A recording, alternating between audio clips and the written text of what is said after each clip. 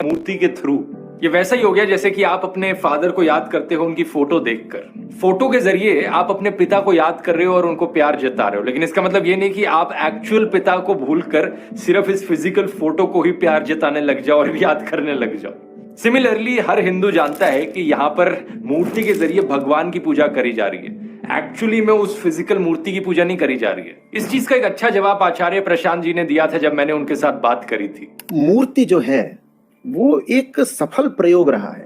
मूर्ति अमूर्त तक जाने का एक अच्छा साधन रही है। और जब मूर्ति पूजा की जाती है तो उसमें कभी नहीं कह दिया जाता कि मूर्ति सत्य है। उसमें यही कहा जाता है कि मूर्ति के माध्यम से मैं सत्य में प्रवेश करूंगा, साकार के माध्यम से मैं निराकार में प्रवेश करूंगा। ये जो एक तरह का हिंदुओं में एक मिसकंसेप्शन है, इसको क्लियर करना बहुत जरूरी है। ये जो कहा ना, आप अपने बाप की तस्वीर देखकर बाप को याद करते हैं, हम मूर्ति देखकर खुदा को याद करते हैं। मैं एक सवाल करता हूं, अगर एक आदमी अपने बाप की तस्वीर की जगह गधे की तस्वीर देखकर बाप को याद करे तो क्या ये बाप की तौहीन नहीं है? यकीनन बाप की तौहीन है, क्योंकि बाप की जो तस्वीर है, जैसी तस्वीर है उसी को तो देखना चाहिए ना। आपने बाप को देखा और आपने उसकी तस्वीर बना दी। आपने बाप को देखा, आपने फोन से उसका फोटो ले लिया, बाप के मरने के बाद आप उसको फोटो को देखकर बाप को याद करते हैं। समझ में आता है, क्योंकि तस्वीर उसी की है। लेकिन अगर आप गधे की तस्वीर देखकर बाप को याद करने लगे तो आप खुद तौहीन महसूस करेंगे कि आप अपने बाप की तौहीन कर रहे हैं। जिसकी कोई तस्वीर नहीं हो सकती उसकी तस्वीर बनाना उसकी तौहीन नहीं तो और क्या है? एक और मिसाल ले लीजिए, जगह जगह जो सरकारी दफातर हैं मसलन, वहां पर मोदी जी की तस्वीर लगी हुई है, चूंकि मुल्क के प्राइम मिनिस्टर हैं। आप उनकी तस्वीर हटाकर राहुल गांधी की तस्वीर लगा दें तो क्या ये हुकूमत की खिलाफ वर्जी और मोदी की शान में गुस्ताखी नहीं होगी? जितने मोदी भक्त होंगे वो कहेंगे कि भाई ठीक है, राहुल ने भी दाढ़ी रखी हुई है, मोदी ने भी दाढ़ी रखी हुई है, इसका मतलब ये नहीं राहुल गांधी को की तस्वीर मोदी की जगह लगा दी जाए। मोदी की तस्वीर है, राहुल गांधी की तस्वीर राहुल गांधी की तस्वीर है। आप एक इंसान की तस्वीर दूसरे इंसान की नहीं बना सकते।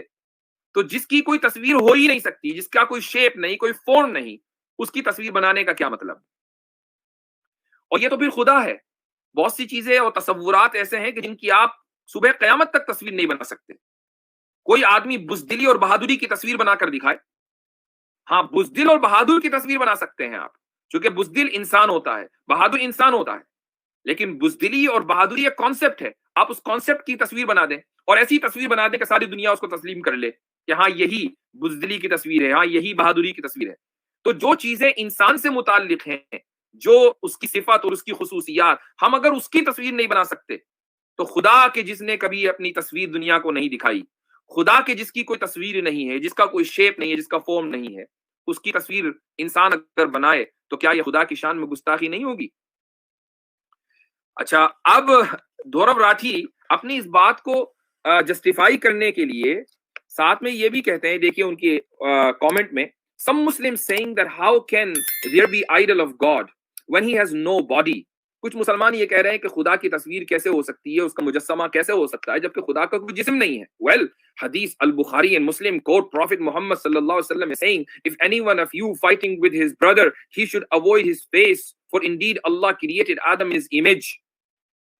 एक तो हवाला इन्होंने ये दिया, दूसरा हवाला ये दिया Quran 38:75, God Allah says, O Iblis, what prevented you from prostrating yourself before him, meaning Adam, whom I created with my two hands? Did you become too proud or have you always been arrogant? यहां इन्होंने एक हदीस और एक आयत का हवाला दिया है। सबसे पहले आयत को ले लेते हैं। आयत में कि I created Adam with my two hands, इससे वो ये साबित करना चाह रहे हैं कि खुदा के हाथ हैं। जब हाथ हैं तो फिर बॉडी है। तो ये जो आयत है इसके ताल्लुक से इसकी वजाहत करना जरूरी है। ये आपके सामने जो स्क्रीनशॉट है इस वक्त, ये तफसीर कुर्तुबी का है और बड़ी क्लासिकल तफसीर है। उसमें इस आयत के माना बयान किए गए हैं। लेकिन जो चीज अहम है वो मैं आपको आखिर में बताऊंगा। तो इमाम कुर्तुबी ये कहते हैं कि अल्लाह सुब्हानहू व तआला, यहां से देख सकते हैं, फ़ख़ातबन नास बिमा यअरिफूनहु फ़ी तआमुलिहिम, अल्लाह ताला लोगों से उस अंदाज में बात करता है जिस अंदाज को वो जानते और समझते हैं। अब मसलन आप अगर C+ लैंग्वेज में लोगों से बात करने लगे